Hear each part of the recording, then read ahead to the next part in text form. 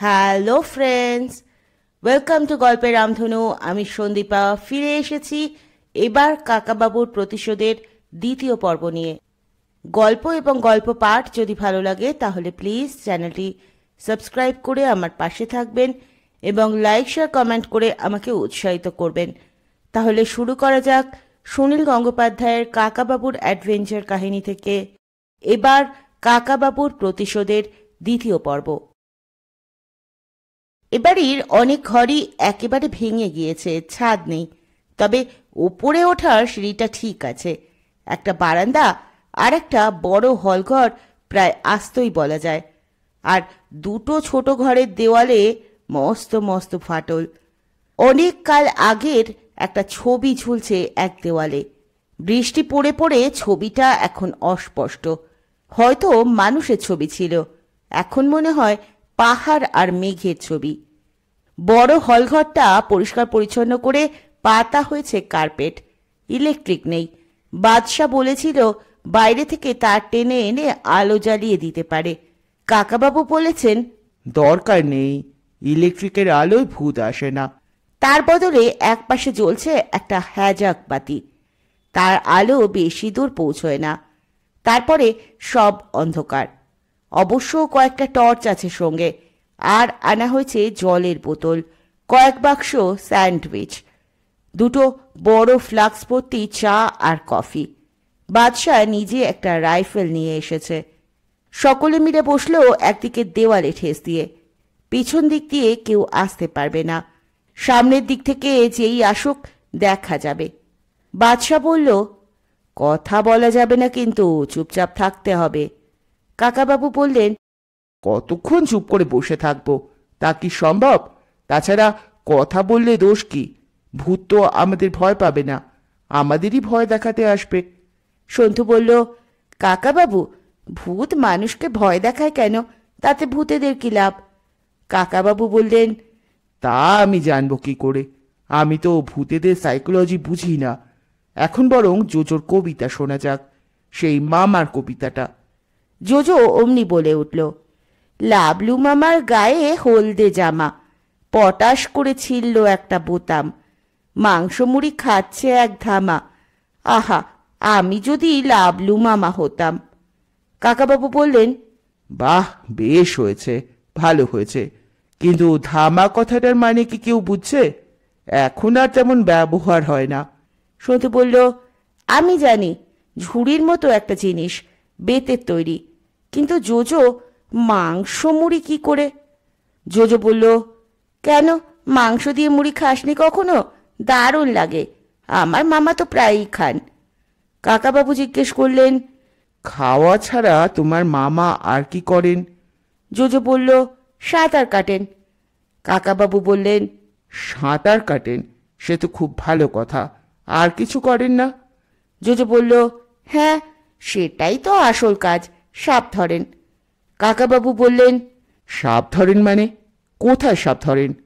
JoJo বলল, সুন্দরবনে আর north বেঙ্গলে। একটা ফ্রেঞ্চ কোম্পানি লাবলু মামাকে এই কাজ দিয়েছে, অনেক টাকা দেয়। কাকাবাবু বললেন, ওরে বাবা, সাপ ধরা তো খুব শক্ত কাজ, তোমার মামা শিখলেন কি করে? জোজো বলল, আফ্রিকা থেকে ট্রেনিং নিয়ে এসেছেন, উনি তো সাপ ধরায় এক্সপার্ট। কত দেশ থেকে ওকে ডাকাডাকি করে। উনি এখন আর যেতে চান না, তার কারণ আমাদের মতো এত ভালো মাছ তো অন্য কোনো দেশে পাওয়া যায় না। ফরাসি দেশ থেকে চলে এলেন কারণ সে দেশে মুড়ি পাওয়া যায় না। ওর প্রতিদিন মুড়ি চাইই চাই। মুড়ি দিয়েও উনি মাছ খান, তার নাম মুড়ি ঘন্ট। লাবলু মামা কিন্তু সব সাপ ধরেন না, অনেক সাপ ধরে ধরেও ছেড়ে দেন। উনি শুধু ধরেন ময়াল সাপ। ফরেন কান্ট্রিতে ওই সাপেরই খুব ডিমান্ড। ময়াল সাপ কাকে বলে জানিস তো সন্তু? বাংলায় যাকে বলে পাইথন। সন্তু বলল, জানি, সাপ মানে তো বাংলায় যাকে বলে স্নেক। বাদশাহ হেসে ফেলে বলল, এটা শুনে আমার একটা গল্প মনে পড়ল, বলবো? কাকাবাবু বললেন, বলো বলো, গল্প শুনেই তো সময় কাটাতে হবে।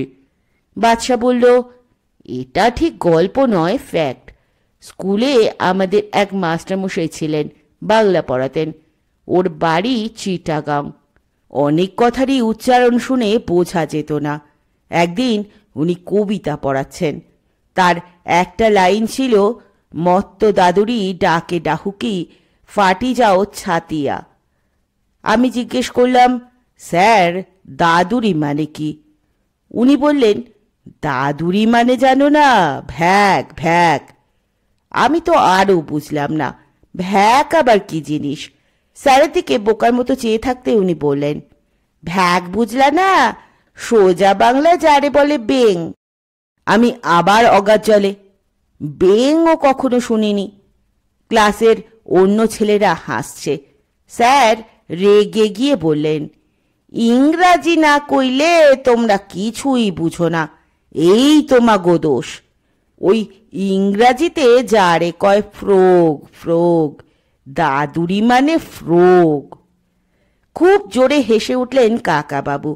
সন্তুদের দিকে তাকিয়ে বললেন, এটা বেশ ভালো গল্প, তোরা সব বুঝলি তো? সন্তু বলল, ফ্রগ হচ্ছে ফ্রগ, তাই না? কাকাবাবু বললেন, হ্যাঁ, বেং হচ্ছে ব্যাং, আর ভ্যাক হচ্ছে ভেক, সেটাও ব্যাঙের আর এক নাম। সন্তু বলল, জোজোর সাপের গল্প, তারপরই এলো ব্যাঙের গল্প, এরপর? বাদশা বলল, কাকাবাবু একটা ব্যাপার দেখুন, ব্যাঙ তো অতি সাধারণ প্রাণী, কিন্তু তার কত নাম। আরও একটা নাম আছে, মন্ডুক। কাকাবাবু বললেন, তা ঠিক, মন্ডুক থেকে কুপোমন্ডুক, কুয়োর ব্যাং। এই কথাটা খুব ভালো। কুয়োর ব্যাং তো সারা জীবন কুয়োতেই থাকে, বাইরের জগৎ সম্পর্কে কিছু জানে না, তাই কুয়োটাকেই মনে করে পৃথিবী। অনেক মানুষও হয় এরকম। জোজো বলল, কাকাবাবু একটা কথা বলবো, কিছু মনে করবেন না। আপনি আজকাল বড্ড জ্ঞান দেন, কুপমন্ডুকের মানে না জানলে কি ক্ষতি হয়? কাকাবাবু বললেন, কিছুই ক্ষতি হয় না, তুমিও কুপোমন্ডুক হয়েই থাকতে। আমি আজকাল বেশি জ্ঞান দিচ্ছি? ঠিক আছে, আর দেব না, অন্য গল্প হোক। তোমার আর কোনো মামা নেই? সন্তু বলল, জোজো কবিতা লিখতে গেলে কিন্তু অনেক কিছু জানতে হয়। জোজো বলল, আমি এখন তো ওর চেয়েও ভালো বাংলা লিখতে শিখেছি। তুই শালপ্রাংশু মানে জানিস? সন্তু বলল, জানবো না কেন, শাল গাছের মতো উঁচু কিংবা বড়। আর বাসুকি? সাপেদের রাজা, বিরাট লম্বা।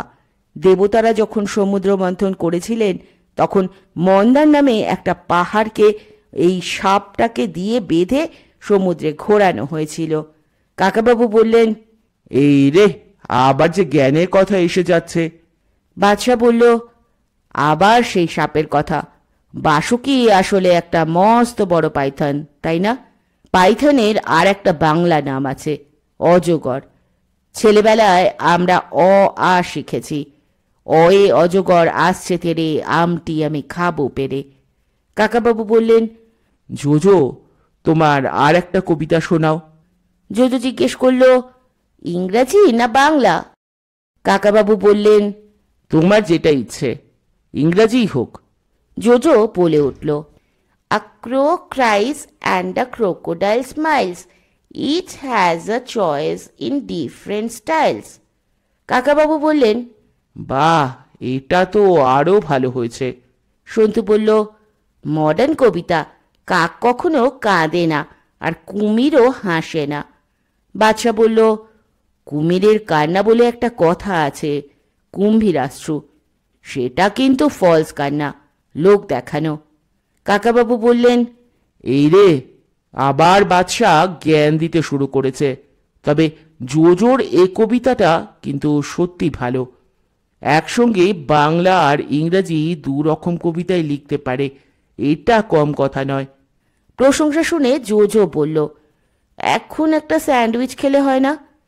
সন্তু বলল, এর মধ্যেই? এখনো 8টা বাজেনি।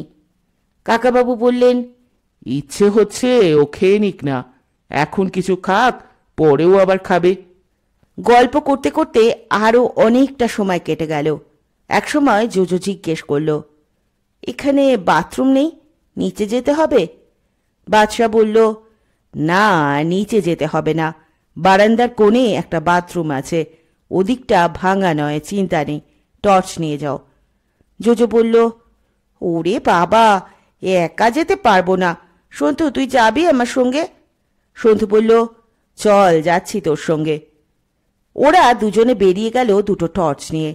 বারান্দাটা অনেকখানি লম্বা, তার শেষে বাথরুম।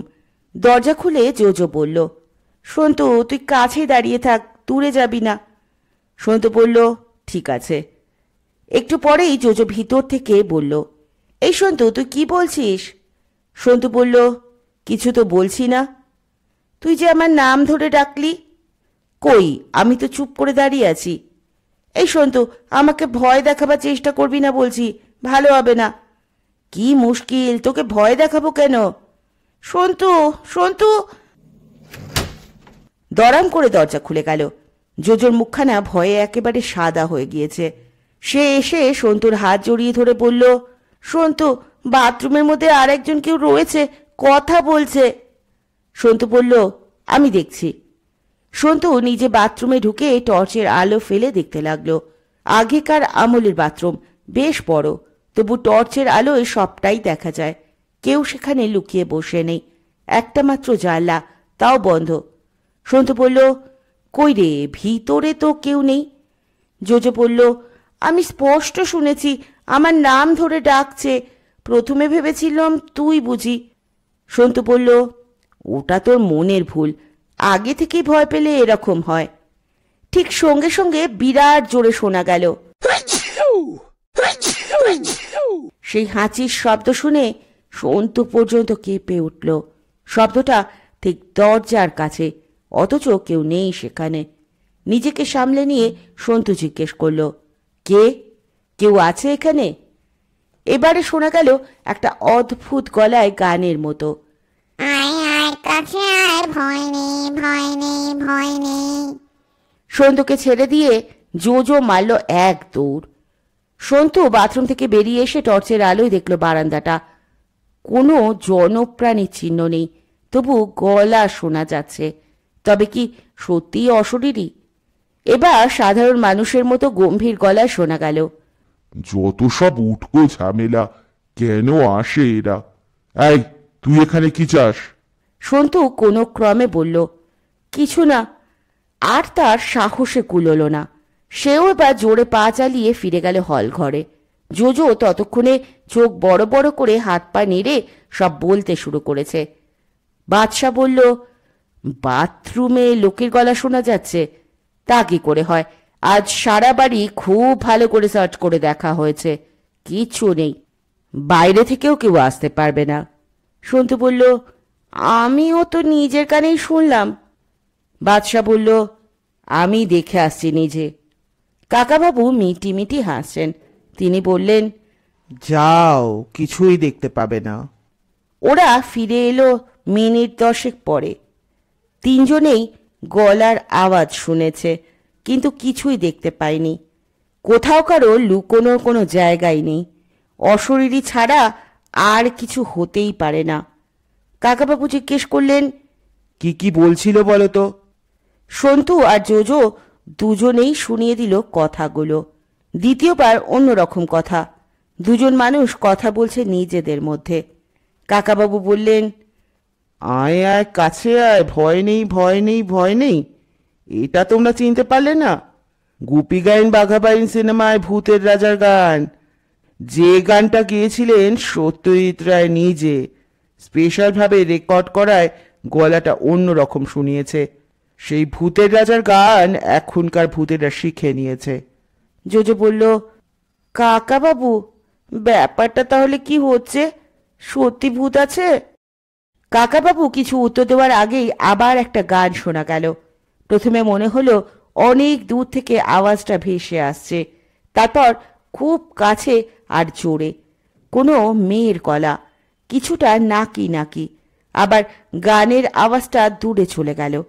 জোজো কাকাবাবুর গা ঘেঁষে এসে বলল, ওরে বাবা, এসব কি? কাকাবাবু বললেন, জোজো, তুমি ভূতের গান শুনতে চেয়েছিলে, তোমার ব্যাগে লিখে রেখেছিলে এবার যাচ্ছি শিমুলতলায়, গান শুনবো ভূতের গলায়। ভূতেরা সেটা পড়ে নিয়ে তোমায় গান শোনাচ্ছে। গানটা আবার শোনা গেল বেশ কাছে, একবার ডান দিক থেকে আর একবার বাঁ দিকে। কথাগুলো ঠিক বোঝা যাচ্ছে না, অনেকটা এই রকম: ভুল ভুলাইয়া ঘ্যাঙর ঘ্যাং, ছররা মারি ঘুমের গাড়ি, করকরাত ফরফরাত, আমার বাড়ি আমার বাড়ি, জানে ছাড়ি জানে ছাড়ি। কাকাবাবু বললেন, ভূতের গান হিসেবে খুব সুবিধের নয়। ওগো মেয়ে, আর একটা ভালো গান শোনাও না। গানটা হঠাৎ থেমে গেল। বাদশাহ ব্যাকুলভাবে বলল, কাকাবাবু, এসব কি হচ্ছে আমরা কিছুই বুঝতে পারছি না, অথচ আপনি হালকাভাবে নিচ্ছেন। আমাদের একটু বুঝিয়ে দিন প্লিজ, গানটা কোথা থেকে আসছে। কাকাবাবু বললেন, বোঝাতে গেলে যদি জ্ঞানের কথা হয়ে যায়। জোজো কাকাবাবুর একটা হাঁটু ধরে বলল, কাকাবাবু, আমাকে ক্ষমা করুন, তখন ওই কথাটা আমার বলা উচিত হয়নি, হঠাৎ বলে ফেলেছি। সন্তু কড়া গলায় বলল, এই জোজো, কান ধর। কাকাবাবু জোজোকে বুকে টেনে নিয়ে তার চুলে হাত বুলিয়ে দিয়ে বললেন, না না, ওসব কিছু করতে হবে না। জোজোকে আমি কত ভালোবাসি, ওর যা মনে এসেছে তাই তো বলেছে, বলবে না কেন?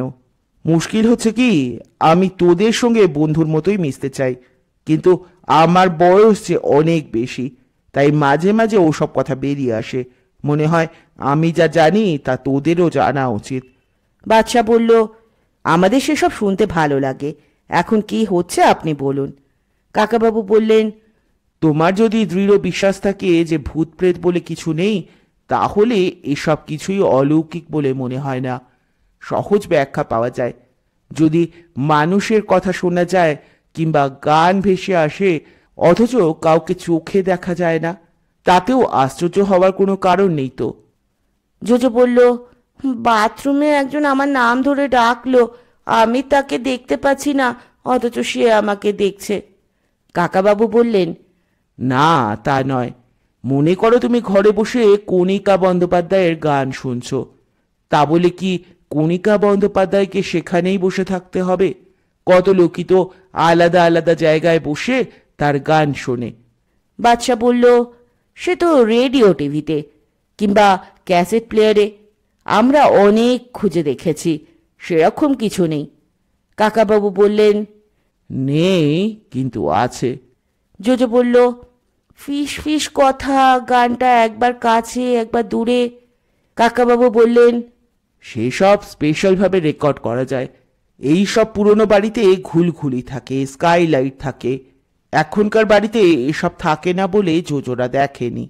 সন্তু বলল, আমি নর্থ ক্যালকাটায় আমার এক বন্ধুর বাড়িতে দেখেছি, এই তো এই হল ঘরেও রয়েছে, অনেক উপরে, একটা দুটো তিনটে স্কাইলাইট।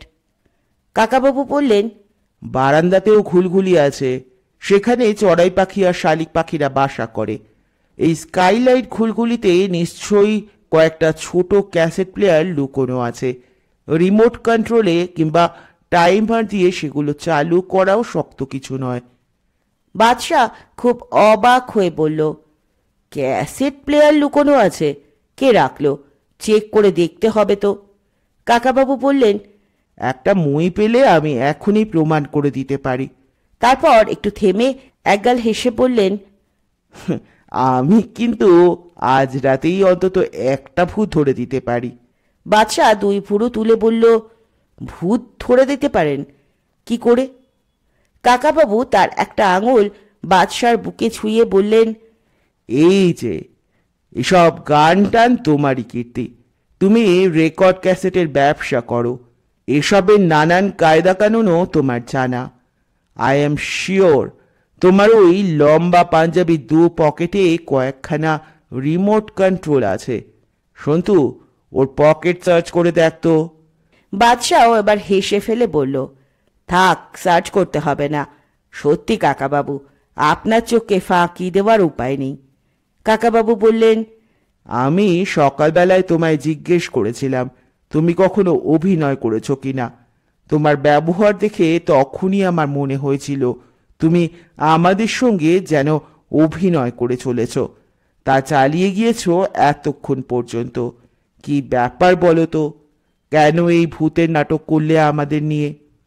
বাদশা বলল, আসল ব্যাপার কি জানেন, কাল দুপুরেই এবাড়ির ভূতেরা ধরা পড়ে গিয়েছে।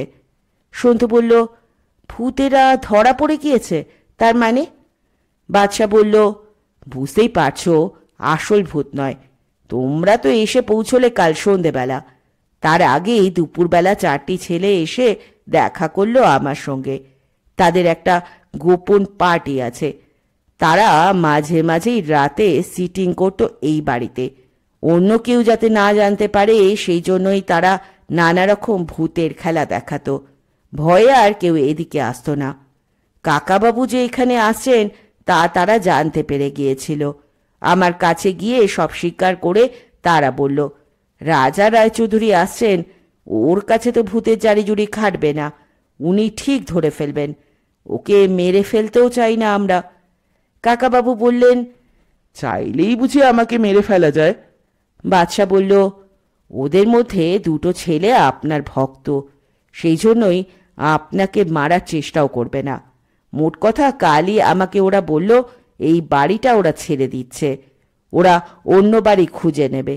তার বদলে ওরা 20,000 টাকা চাঁদা চাইল। আমি 20,000 দিইনি, তবে ভবিষ্যতে ওরা আর গোলমাল করবে না এই শর্তে দিয়েছি 10,000। এদিকে আপনাদের এখানে আসতে বলেছি, তখন তো আর খবর দেওয়ার উপায় নেই।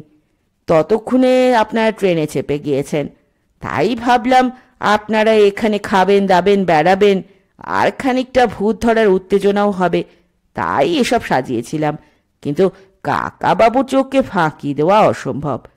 জোজো হতাশভাবে বলল, যা, তাহলে আর এবারেও ভূত দেখা হলো না?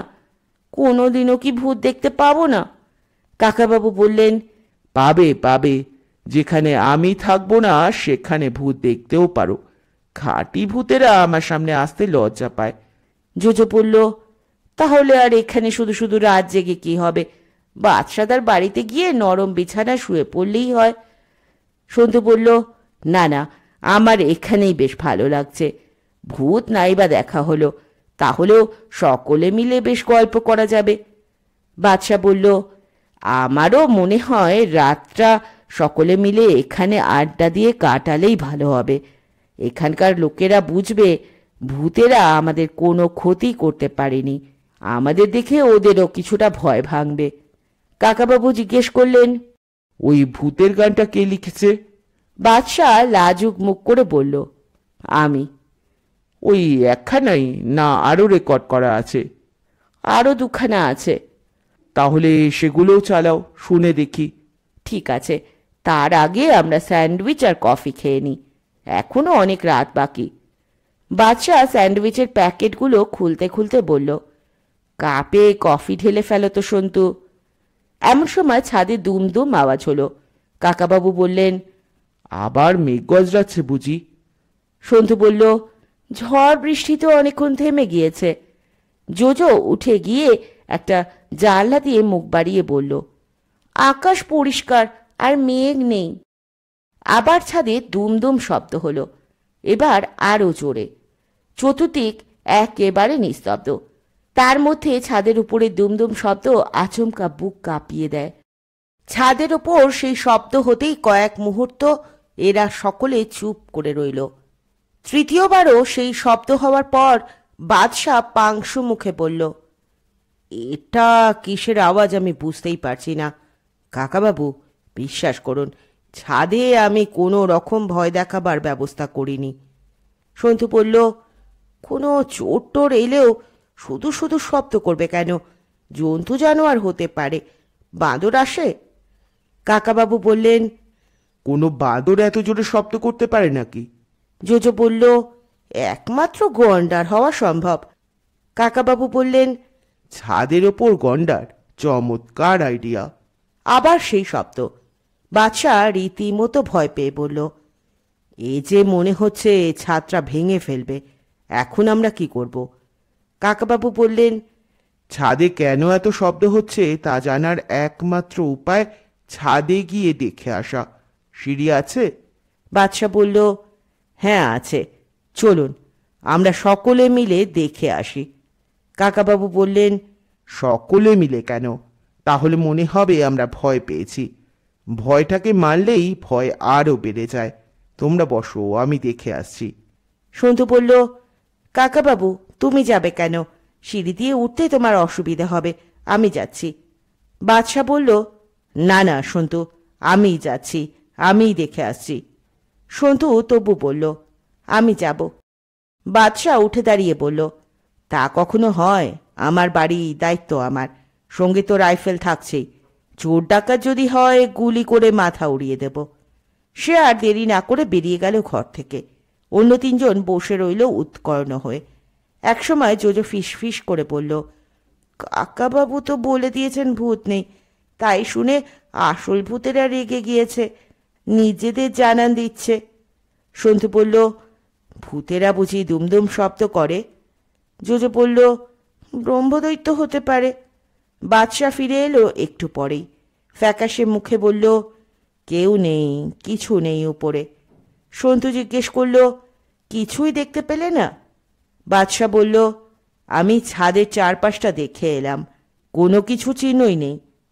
তারপর কাকাবাবুর দিকে ফিরে হাত জোর করে বলল, আপনি বিশ্বাস করুন কাকাবাবু, আমি মিথ্যে কথা বলছি না, আমি নিজেই কিছু বুঝতে পারছি না।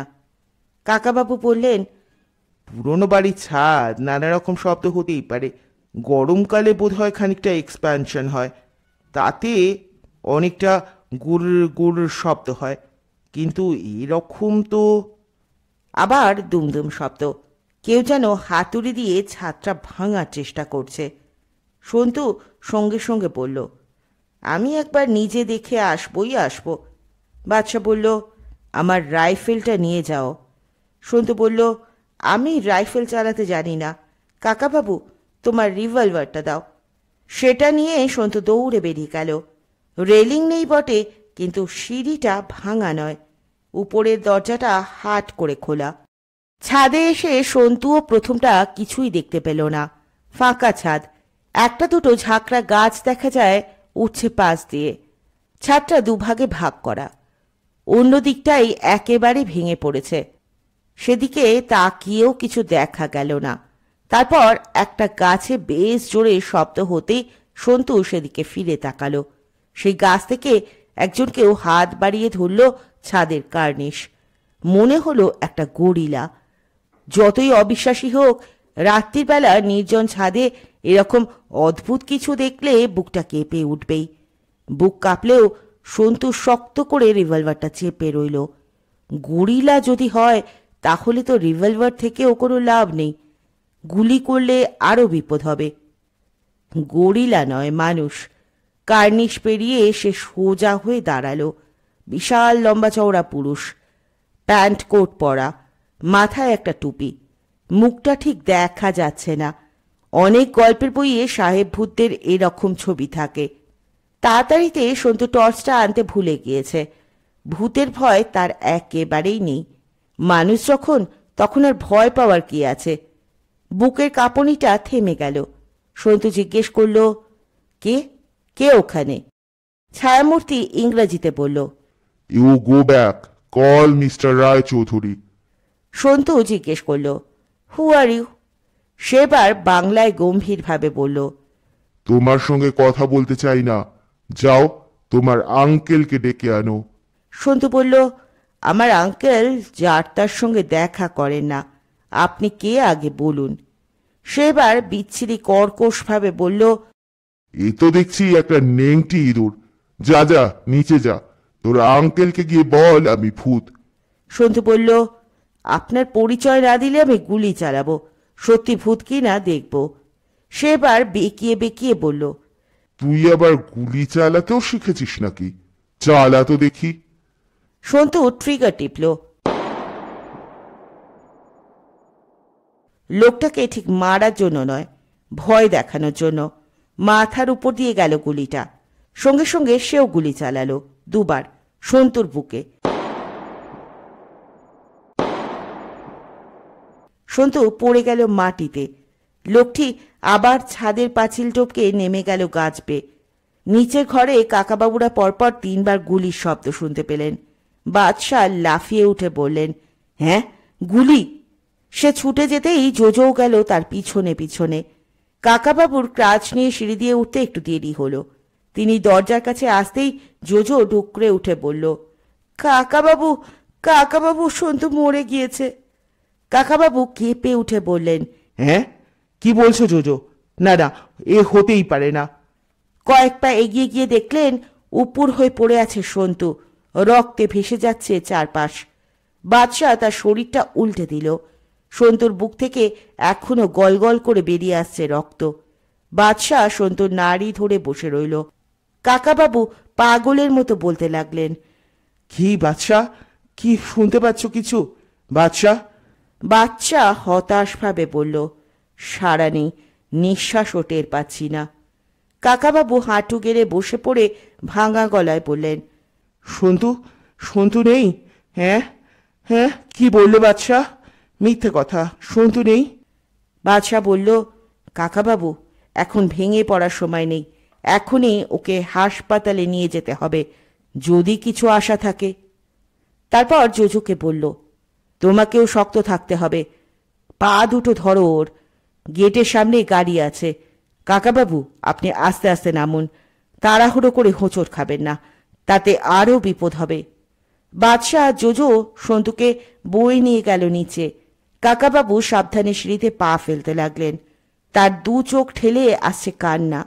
এক জায়গায় তিনি থমকে দাঁড়িয়ে পড়লেন। ভূত কখনো মানুষকে গুলি করে না। সাধারণ চোর ডাকাত কিংবা পার্টির ছেলেরাই বা শুধু শুধু সন্তুকে মারতে যাবে কেন? এ নিশ্চয়ই সেই কর্নেল ধ্যানচাঁদের কাজ। ওরা এমনই নিষ্ঠুর। বাদশাহ যখন ছাদে উঠল তখন তো তাকে গুলি করেনি। ওরা নিশ্চয়ই সন্তুকে চিনতে পেরেই মেরেছে। ইস, কেন তিনি সন্তুকে কর্নেল ধ্যানচাঁদের হুমকির কথা বলে দেননি? তাহলে সন্তু সাবধান হয়ে থাকতে পারত। কিন্তু এরকম ভূতের বাড়িতে ওরা আক্রমণ করতে আসবে তা কাকাবাবু ভাবতেই পারেননি। এটা তারই ভুল। ধ্যানচাঁদ লোকটা হঠাৎ হঠাৎই আসবে বলেছিল।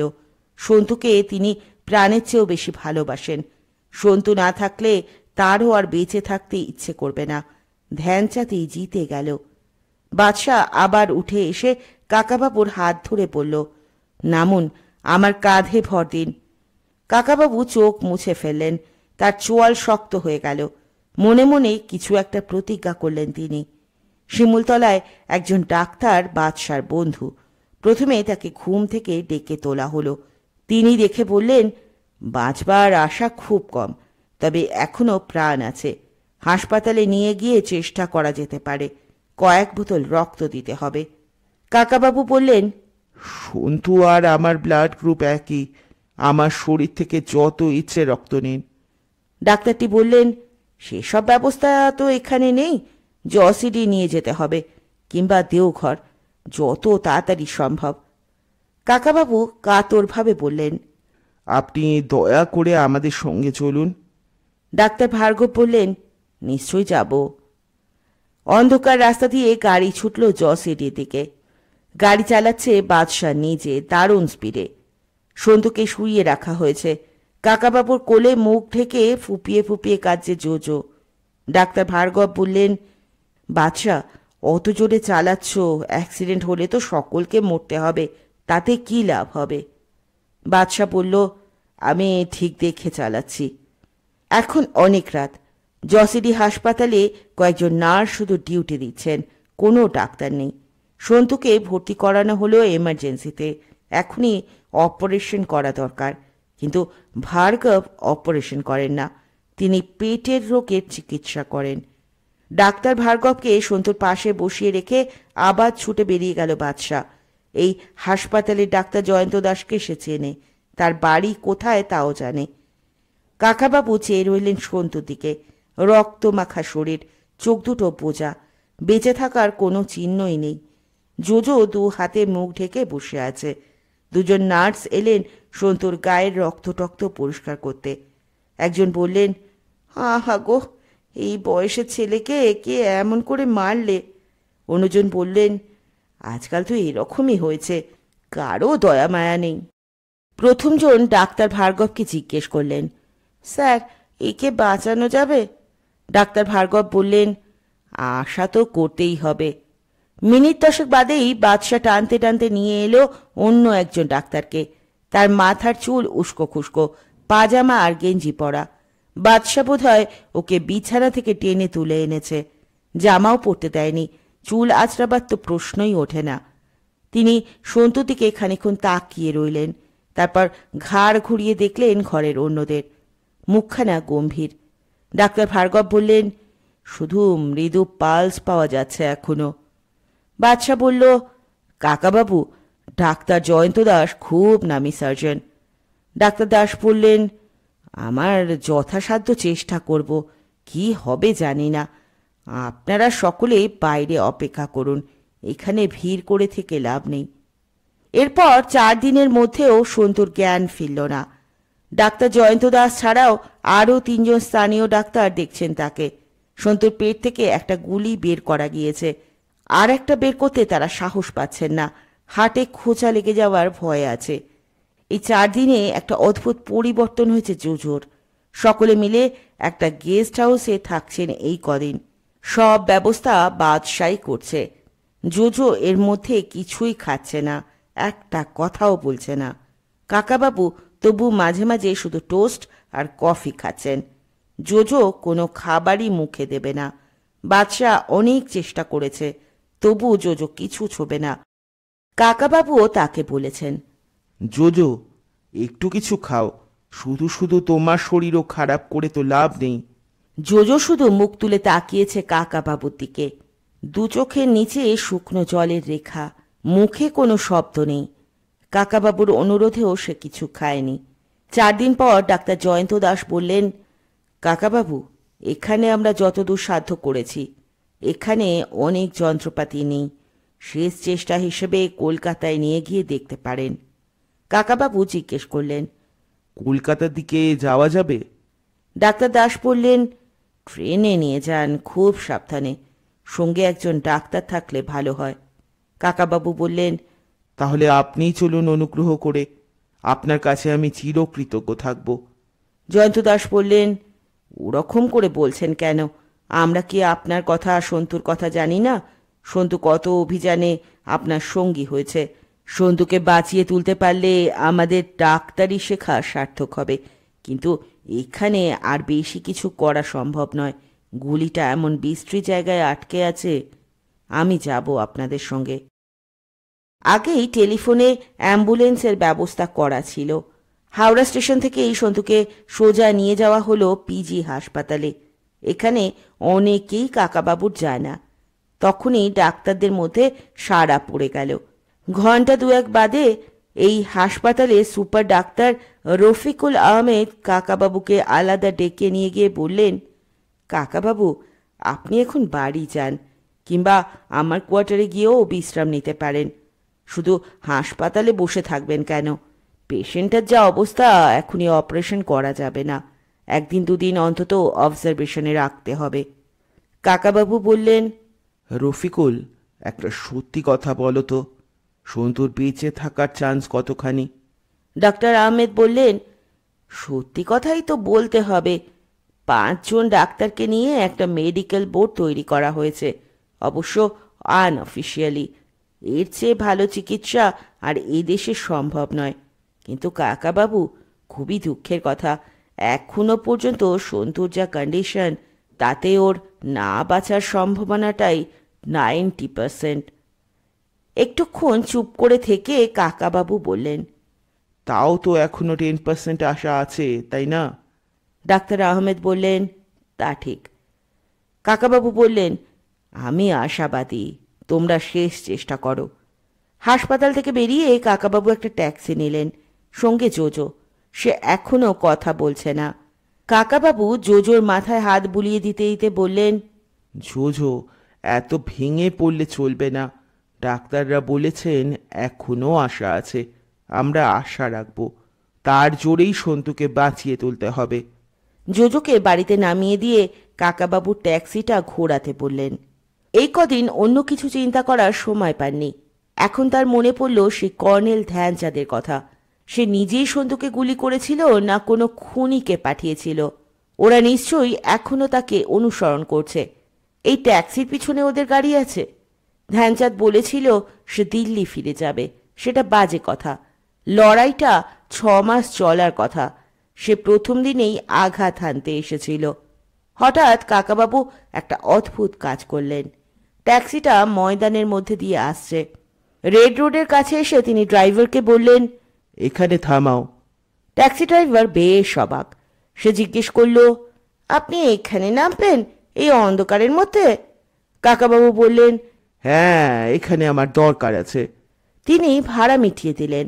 তারপর নেমে গেলেন পাশের অন্ধকার মাঠে। ওরা যদি তাকে অনুসরণ করে থাকে তাহলে আসুক এখানে, সামনাসামনি লড়াই হোক, একটা হেস্তনেস্ত হয়ে যাক। সামনাসামনি লড়াই হলে কেউ তাকে মারতে পারবে এটা কাকাবাবু কিছুতেই বিশ্বাস করতে পারেন না। ধ্যানচাঁদ তো বলেছিল সামনাসামনি লড়াই হবে, পিছন দিক থেকে আক্রমণ করবে না। কই, আসুক এখানে। রাস্তার ধারে পাঁচিলের পাশে এসে দাঁড়ালো একটি মেয়ে। ও কে? সেই লায়লা নাকি? না, এই মেয়েটি একটু বেশি লম্বা। একটু পরে সে মেয়েটি চলে গেল। দূর থেকে হেঁটে আস্তে আস্তে একটা লোক সেখানে দাঁড়ালো সিগারেট ধরাবার জন্য। প্যান্ট কোট পরা। এ কি ধ্যানচাঁদ? হ্যাঁ, তাই মনে হয়। লোকটি লাইটার জেলে সিগারেট ধরাতে যাচ্ছে আর বারবার নিভে যাচ্ছে। কাকাবাবু চেঁচিয়ে বললেন, এই যে ধ্যানচাঁদ, আমি এখানে। লোকটি মুখ তুলে একবার তাকালো, আবার মুখ ফিরিয়ে নিল। তারপর সিগারেটটা ধরিয়েই সে হাঁটতে শুরু করে দিল সামনের দিকে। কাকাবাবু আবার চেঁচিয়ে উঠলেন, কোথায় ধ্যানচাঁদ? এসো, তোমার লড়াইয়ের স্বাদ এবার মিটিয়ে দেব। প্রায় আধ ঘন্টা কাকাবাবু সেখানে রইলেন। কেউ এলো না। এবার কাকাবাবু বুঝলেন কেউ তাকে হাসপাতাল থেকে অনুসরণ করেনি। বড় রাস্তায় এসে তিনি খানিকটা পরে একটা ট্যাক্সি পেয়ে চলে এলেন বাড়িতে। কাল বাড়িতে আর সকলে খবর পেয়ে গিয়েছেন। সন্তুর বাবা মা ঘুরে এসেছেন হাসপাতাল থেকে। কাকাবাবু একতলার বসবার ঘরে সন্তুর বাবার সামনে বসে পড়ে তার হাঁটু চেপে ধরে বললেন, দাদা, আমার ক্ষমা চাইবারও মুখ নেই। সন্তু আমার সঙ্গে গিয়েছিল বলেই এরকম বিপদ হলো। এখন কি হবে? সন্তুর বাবা বললেন, আরে রাজা, তুই এরকম করছিস কেন? তুই তো জোর করে নিয়ে যাসনি। সন্তু ইচ্ছে করেই তোর সঙ্গে যায়। ও এই সব ভালোবাসে। আমরা কোনো দিন ওকে বাধা দিইনি। লেখাপড়াতেও ফাঁকি দেয় না, ভালো রেজাল্ট করে। সন্তুর মা বললেন, তোমরা তো গেলে ভূত দেখতে, হঠাৎ গুলি টুলি করলো কে? ভূতে কি গুলি করে? কাকাবাবু বললেন, না, গুলি করেছে আমার কোনো এক শত্রু। সন্তুর মা বললেন, তুমি তো অনেক শত্রু মাথায় নিয়ে ঘোরো, কেন যে যাও ওসব করতে? আমার মন বলছে সন্তু ঠিক বেঁচে যাবে। আমি ওর জন্য পুজো দেব। কাকাবাবু বললেন, মায়ের মন, তুমি যখন বলছো সেটাই সত্যি হবে। আমাদের সকলের ইচ্ছা শক্তি সন্তুকে বাঁচিয়ে তুলবে। এরপর দিনের পর দিন চলল যাকে বলে জমে মানুষের লড়াই। একদিন ডাক্তাররা বলেন আর আশা নেই। পরের দিনই ডাক্তাররা আবার বলেন দাঁড়ান দাঁড়ান, সাড়া পাওয়া যাচ্ছে। 11 দিন পর সন্তু প্রথম চোখ খুলল। ডাক্তার আহমেদ এসে কাকাবাবুকে সেই খবর দিয়ে বললেন, এখনো আপনারা ভিতরে যেতে পারবেন না, পেশেন্ট কথা বলার অবস্থায় নেই। আর একটা কথা আপনাকে জানিয়ে রাখছি কাকাবাবু, সন্তু চোখ মেলেছে বলেই কিন্তু বেশি কিছু আশা করবেন না। কোমা থেকে ফিরে এলে 2-1 দিন ভালো থাকে, কথা টথা বলে, মনে হয় একেবারে ভালো হয়ে গিয়েছে। কিন্তু তারপরই আবার প্রদীপ নিভে যাওয়ার আগে একবার দপ করে জ্বলে ওঠে, জানেন তো? কাকাবাবু জিজ্ঞেস করলেন, এখনো কত % আশা করা যায়? ডাক্তার বললেন, ওই বড় জোর 10%। কাকাবাবু বললেন, তাই যথেষ্ট। আমি এখনো আশাবাদী, সন্তু বেঁচে উঠবেই। ডাক্তার বললেন, আমিও সেই প্রার্থনা করছি। সেদিন মাঝরাত্রিরে কাকাবাবুর ঘরে টেলিফোন বেজে উঠল। গম্ভীর গলায় একজন বলল, কি রাজা রায়চৌধুরী, ভয় পেয়ে গেলেন? আপনার ভাইপোকে মেরেছি বলে এখন বাড়ির মধ্যে লুকিয়ে থাকবেন? খেলাটা আর চালিয়ে যাওয়ার সাহস নেই? আমি কিন্তু আপনাকে ছাড়ছি না। কাকাবাবু বললেন, তুমি ফোন করে ভালো করেছো। আমি তোমাকেই খুঁজছি। আমার ভাইপো এখনো মরেনি, সে বেঁচে উঠবে। তবু তুমি তাকে মারতে চেয়েছিলে, এর জন্য শাস্তি তোমাকে পেতেই হবে। চলে এসো সামনাসামনি, আমি তোমাকে শেষ করে দেব। কর্নেল হাহা করে হেসে বলল,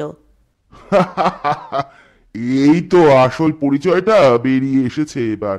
তুমি বলেছিলে খুব বড়াই করে যে তুমি মানুষ মারতে চাও না।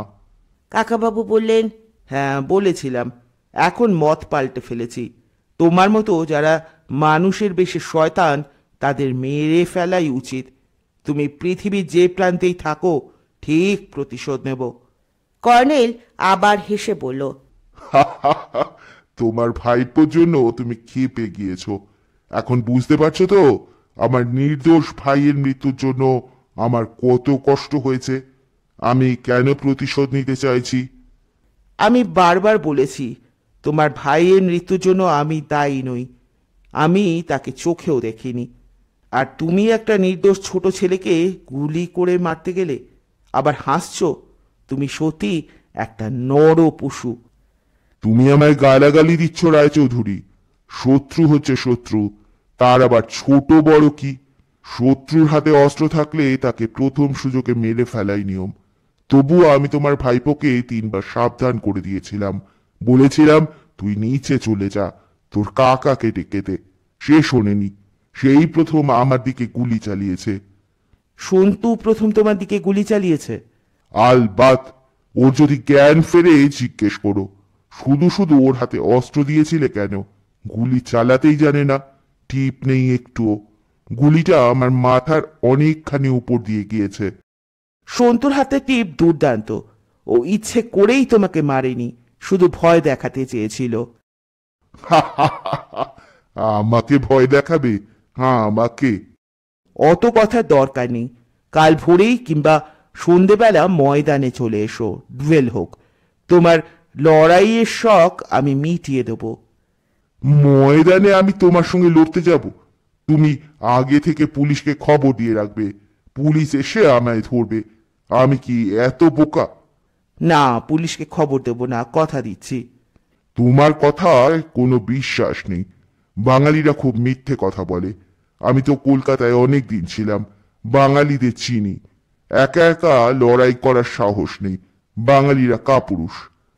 একটা ছোট ছেলেকে একেবারে খুন করার জন্য যারা গুলি চালায় তারা কাপুরুষের অধম। তুমি বাঙালিদের এখনো চেনোনি। একজন খোঁড়া লোকের হাতেই তোমার প্রাণ যাবে। তুমি কোনো একটা জায়গা ঠিক করে বলো, আমি সেখানেই যাব, আর কেউ থাকবে না। সেখানেও তুমি পুলিশকে সঙ্গে নিয়ে যাবে? ওসব চলবে না। তোমার সঙ্গে আমার দেখা হবে হঠাৎ কোনো জায়গায়, আগে থেকে তুমি কিছুই বুঝতে পারবে না। সেটাই এই খেলার নিয়ম। সেটা কালও হতে পারে, 2 সপ্তাহ পরেও হতে পারে। লাইন কেটে দিল কর্নেল। আজ হাসপাতালে সন্তুর কেবিনে সকলে এসেছে। ডাক্তাররা বলেছেন বিপদ কেটে গিয়েছে, আর ভয় নেই। অন্য গুলিটাও বের করা গিয়েছে। 2টি গুলি লেগেছিল হৃৎপিণ্ডের ঠিক নিচে, আর আধ ইঞ্চি উপরে লাগলেই তৎক্ষণাৎ মৃত্যু হতো। অর্ধেকটা উঁচু হয়ে বসে একটু একটু করে স্যুপ খাচ্ছে সন্তু। দারুণ রোগা হয়ে গিয়েছে এর মধ্যে। গাল দুটো এমন চোপসানো যে প্রায় চেনাই যায় না। ডাক্তাররা বলেছেন সন্তুকে আরও 10 থাকতে হবে হাসপাতালে, তারপর বাড়িতে গিয়েও অন্তত 2 মাস বিশ্রাম। সন্তুর গলার আওয়াজটাও চিচি হয়ে গিয়েছে, শুধু জল জল করছে 2টো চোখ। সন্তুর এক পাশে বসেছেন মা, অন্য পাশে জোজো। কাকাবাবু দাঁড়িয়ে আছেন দেওয়ালে ঠেস দিয়ে। সন্তু বলল, আমি কি মরেই যাব ভেবেছিলি নাকি রে জোজো? জোজো দুদিকে জোর মাথা নেড়ে বলল, না। মা বললেন, আমি রোজ তোর নামে প্রার্থনা করেছি। সন্তু বলল, মরবো কেন? কত কাজ বাকি আছে। কাকাবাবু, আমাদের সেই অরুণাচলের গুহায় যেতে হবে না? সেটা কবে? কাকাবাবু বললেন, না রে সন্তু, তোর আর এখন কোথাও যাওয়া হবে না, দাদা যেতে দেবেন না। সন্তুর বাবা বললেন, মোটেই সেই কথা বলিনি আমি। এখন এই অবস্থায় তো কোথাও যাওয়া সম্ভব নয়। কয়েক মাস পরে চাঙ্গা হয়ে উঠুক, তারপর কি আর ওকে আটকানো যাবে? মা বললেন, আটকাতে হলে রাজাকেই আটকানো উচিত। ওর এত বারবার বিপদের মধ্যে যাওয়ার দরকার কি? সন্তু বলল, কাকা বাবু রিটায়ার্ড লোকের মতো বাড়িতে চুপচাপ বসে থাকবে, এ কি ভাবা যায়? বাবা বললেন, রাজা ছেলেবেলা থেকেই ডান পেটে, সন্তুও সেরকম হয়েছে। ডাক্তার আহমেদ মাত্র 15 মিনিট সময় দিয়েছেন। সন্তু বেশি কথা বলা বারণ। দেখতে দেখতে কেটে গেল সময়। সকলকে বেরিয়ে আসতে হলো।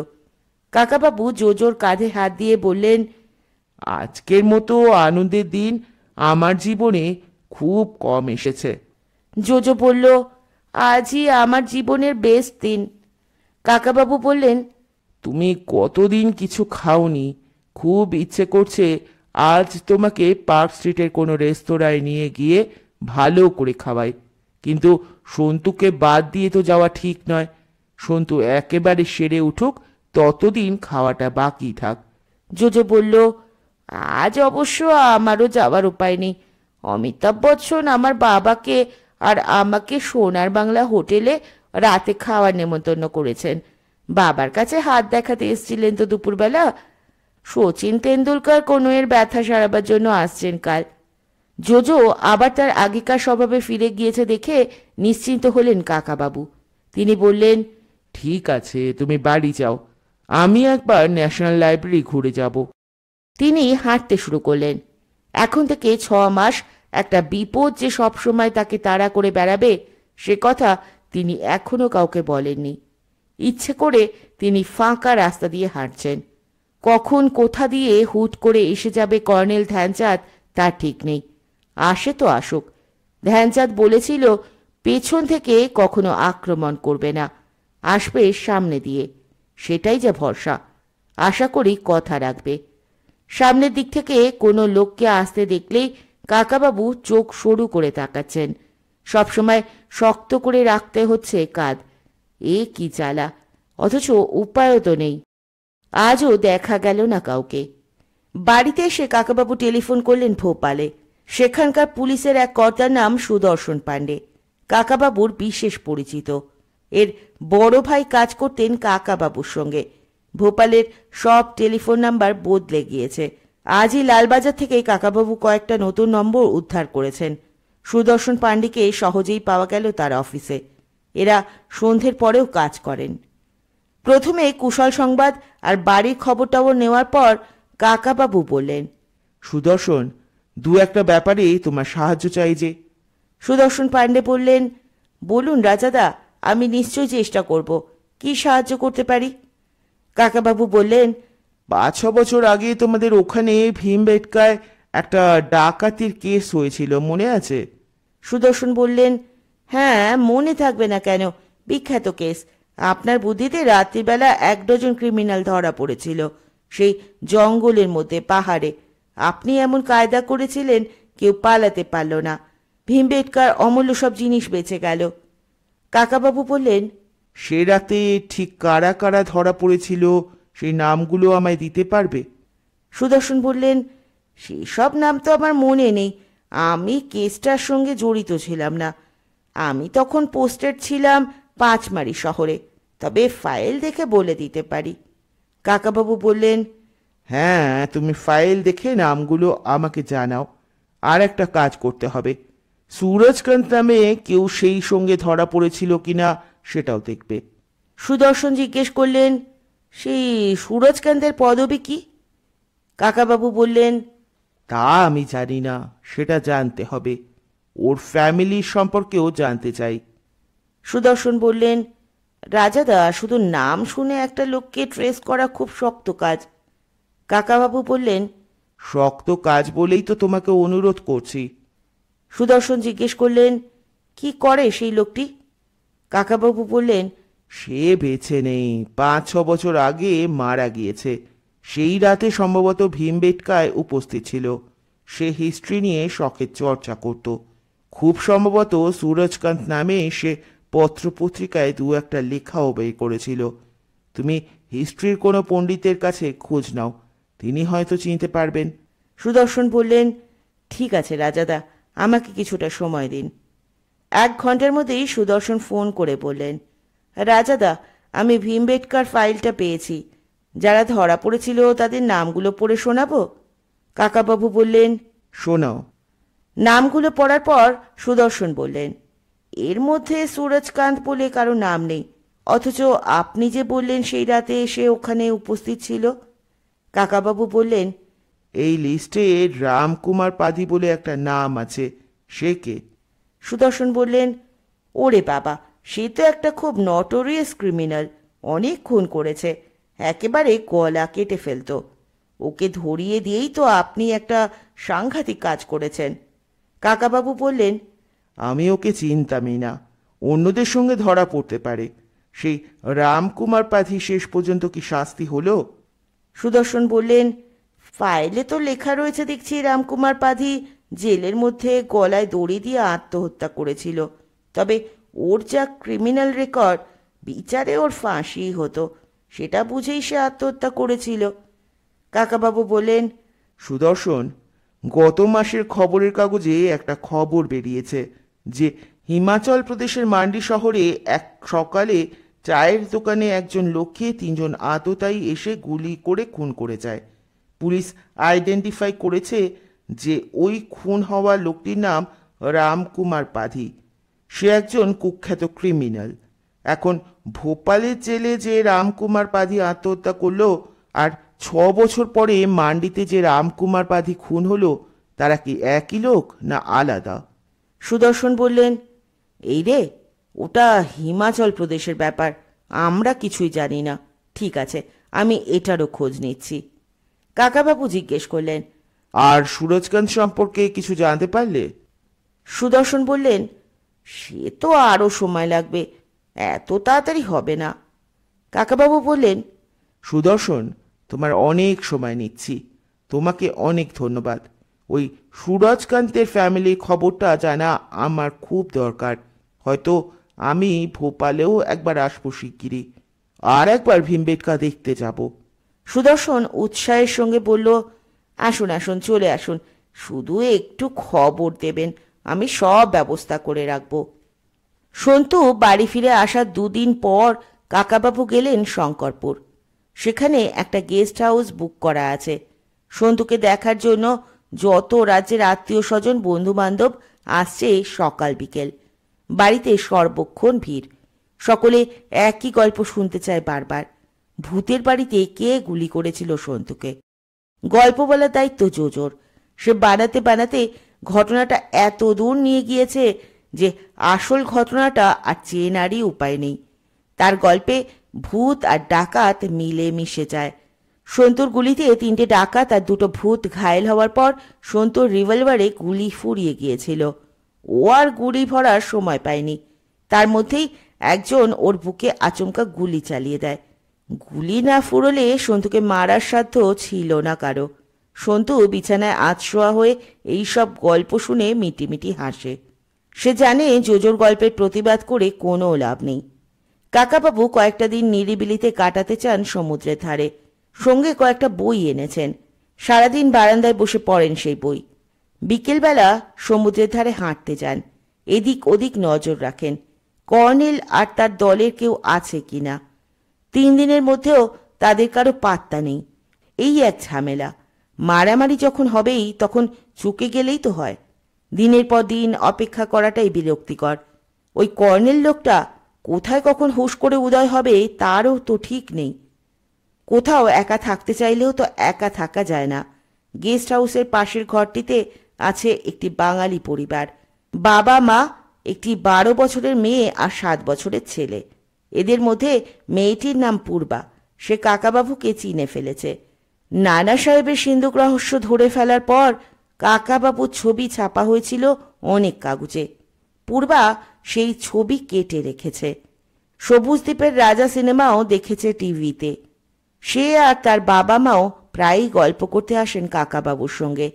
পূর্বার বাবা চাকরি করেন জামশেদপুরে। তিনি 2-3 বার বললেন, কাকাবাবু, আপনি একবার জামশেদপুরে আসুন না, ওখানেও অনেক রহস্যের সন্ধান পাবেন। কাকাবাবু হালকাভাবে উত্তর দেন, আচ্ছা, দেখি, যাব কোনো এক সময়।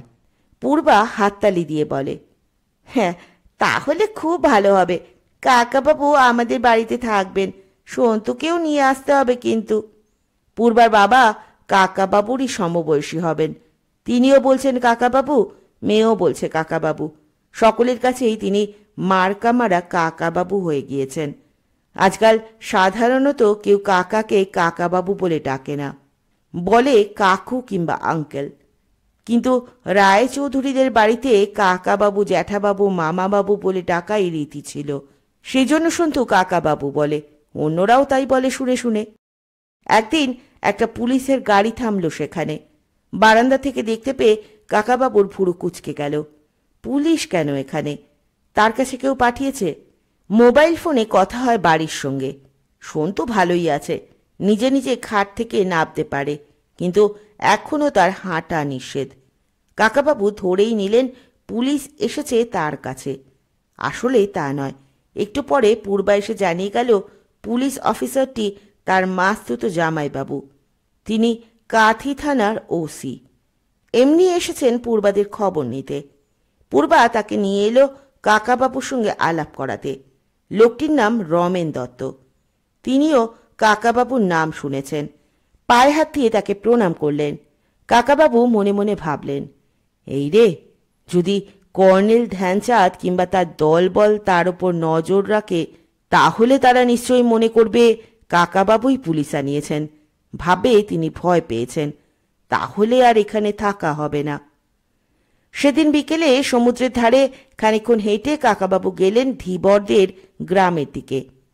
এখানে একটা পুরনো কালের মন্দির আছে, ভাঙাচোরা অবস্থা, বিশেষ কেউ আসে না। মন্দিরের বাইরের দেওয়ালে কয়েকটা টেরাকোটার মূর্তি আছে। কাকাবাবু ভাবলেন মূর্তিগুলো দেখে আসবেন। আকাশে কালো মেঘ ঘনিয়ে এসেছে, খুব শিগগিরই বৃষ্টি নামবে। হাওয়া দিচ্ছে শনশন করে। মন্দিরটার পাশ দিয়েই একটা রাস্তা গিয়েছে। কাকাবাবু আগের দিনও এই রাস্তা দিয়ে হাঁটতে হাঁটতে এখানে একবার থেমেছিলেন, কিন্তু কাছে আসেননি। মন্দিরটার সামনেই দুধারে লাইন দিয়ে বসে আছে কয়েকজন ভিখিরি। সবাই বেশ পুরো। কাকাবাবুকে দেখেই সবাই বাবু দাও, কিছু দাও বলতে লাগলো। কাকাবাবু প্যান্টের পকেট থেকে মানি ব্যাগটি বার করলেন। 50 টাকা, 100 টাকার নোটই বেশি, আর কিছু খুচরো পয়সা, আর কয়েকটা 2 টাকার নোট আছে। আজকাল ভিখিরিরা খুচরো পয়সা নিতে চায় না। তিনি 2 টাকার নোটগুলো দিতে লাগলেন এক একজনকে। একজন বলল, হায় ভগবান, সির্ফ 2 রুপিয়া। এ বাবু, 10 রুপিয়া দেও। কাকাবাবু বললেন, না না, হবে না, সকলকে সম্মান দিচ্ছি। বুড়িটি উঠে দাঁড়িয়ে কাকাবাবুর একটা হাত চেপে ধরল। কাকাবাবু চমকে উঠে বললেন, লায়লা, দারুণ মেকআপ নিয়ে বুড়ি সেজেছ, কিন্তু আমার চোখে ফাঁকি দিতে পারবে না। ঠিক ধরেছি। লায়লা হেসে বলল, সত্যি দারুণ চোখ তো তোমার। দেখি দেখি, তাকাও আমার দিকে। লায়লার অন্য হাতে মুঠো করা কিছু ছিল, সেগুলো ছুঁড়ে দিল কাকাবাবুর চোখে। কাকাবাবু উফ করে উঠলেন। সঙ্গে সঙ্গে অন্য বুড়িগুলো খল খল করে হেসে উঠে দাঁড়ালো। তাদের হাতে শুকনো লঙ্কার গুঁড়ো ছুটতে লাগলো। লায়লা চেঁচিয়ে বলল, সবাই মিলে ওকে ধরো, বই নিয়ে যাব। 5-6 জন মিলে কাকাবাবুকে জাপটে ধরলেও কাকাবাবু কোনো ক্রমে ছাড়িয়ে নিলেন নিজেকে। টলতে টলতে খানিকটা পিছিয়ে এসে চোখ খুললেন। তার চোখ টকটকে লাল। কাকাবাবু বললেন, আমি কিচ্ছু দেখতে পাচ্ছি না, কিন্তু অন্ধ লোকেরাও লড়াই করতে পারে। কেউ আমার গায়ে হাত ছোঁয়াতে এলেই তার আঙুলগুলো কচু কাটা হবে। একটা ক্রাচ পড়ে গিয়েছে, অন্য ক্রাচটা তিনি ছাড়েননি। তার 2টো বোতাম টিপতেই একসঙ্গে বেরিয়ে এলো 6খানা লম্বা ছুরি। লায়লা অন্যদের বলল, সাবধান, কেউ কাছে যাবি না।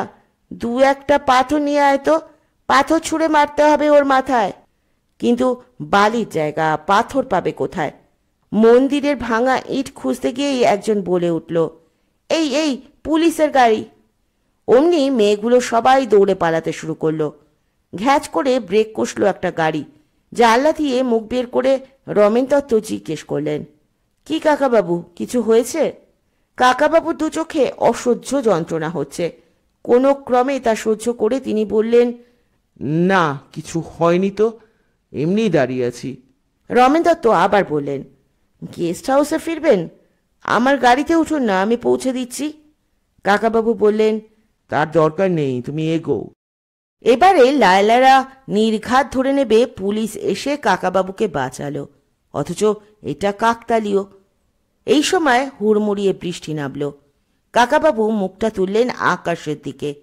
বৃষ্টি জলে তার চোখ জুড়িয়ে গেল। আজ এখানেই শেষ করছি। এবার কাকাবাবুর প্রতিশোধের দ্বিতীয় পর্ব। খুব তাড়াতাড়ি ফিরব তৃতীয় এবং শেষ পর্ব নিয়ে। ততক্ষণ পর্যন্ত সকলে ভালো থাকবেন, সুস্থ থাকবেন, পাশে থাকবেন। নমস্কার।